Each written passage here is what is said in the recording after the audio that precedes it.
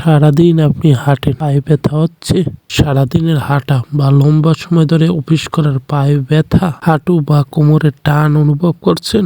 আপনি ডাক্তার দেখাচ্ছেন, ওষুধ খাচ্ছেন, কিন্তু আপনি বুঝতে পারছেন না আপনার জুতাই কি এই ব্যথার আসল কারণ।